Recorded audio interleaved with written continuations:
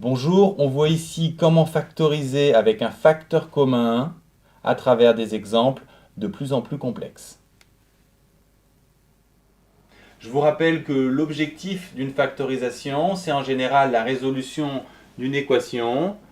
Quand on a un produit nul, c'est qu'un des deux facteurs est nul. Prenons un premier exemple, 7x plus 77. On va factoriser en constatant qu'on a un facteur commun qui est 7 et ensuite on obtient 7 fois x plus 11. Ici, le facteur commun, c'est 5, donc on obtient 5 fois 7 plus x. Le facteur commun, cette fois, c'est x, on obtient x fois x plus 6. Ici, on peut penser à x, mais x carré est un meilleur facteur commun. Si on factorise par x carré, on va obtenir x moins 1.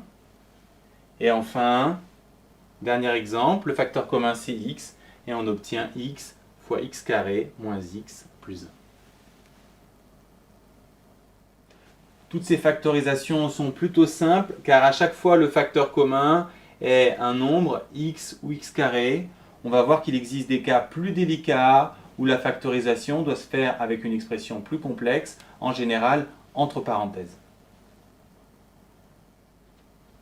Ici, puisqu'on veut factoriser, la première chose à voir, c'est que même s'il y a 3 termes, il faut voir le problème en 2 parties. La parenthèse d'un côté, le reste de l'autre. Ensuite, surtout, ne développez pas l'identité remarquable, sinon vous allez partir en direction opposée à ce que vous voulez. Je vous rappelle, on veut factoriser. On cherche un facteur commun entre x plus 1 carré et 5x plus 5. Si vous ne le voyez toujours pas, pensez à déplier x plus 1 carré en x plus 1 fois x plus 1. Le seul facteur commun possible, c'est x plus 1. Donc on va chercher à avoir 5x plus 5 comme x plus 1 fois quelque chose. Ensuite, pour obtenir 5x plus 5, on peut chercher à avoir le 5x. Pour ça, on va mettre un 5. Et en développant, on obtient bien 5x plus 5. Il ne nous reste plus qu'à terminer la factorisation.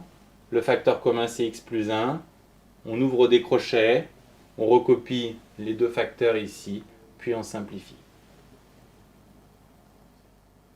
Même chose ici. On peut commencer par déplier le carré.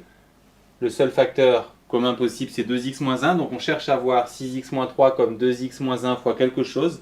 Pour obtenir 6x, on met un 3. Et moins 1 fois 3, ça donne bien moins 3. Tout va bien. On factorise par 2x moins 1 fois 2x moins 1 plus 3. Il ne reste plus qu'à simplifier. Notez qu'ici, 2x plus 2 peut encore se factoriser. On peut le factoriser par 2.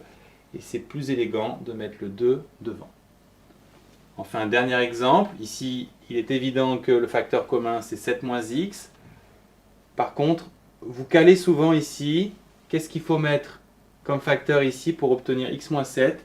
Il faut penser à aller chercher des nombres négatifs. Tout simplement moins 1. La fin, ensuite, ne pose pas de difficulté. À travers ces 3 exemples, on a vu qu'il ne faut pas hésiter à factoriser par une expression entre parenthèses. Enfin, quand la factorisation par facteur commun ne marche pas, il faut faire appel aux identités remarquables. C'est ce qu'on va voir dans la prochaine vidéo.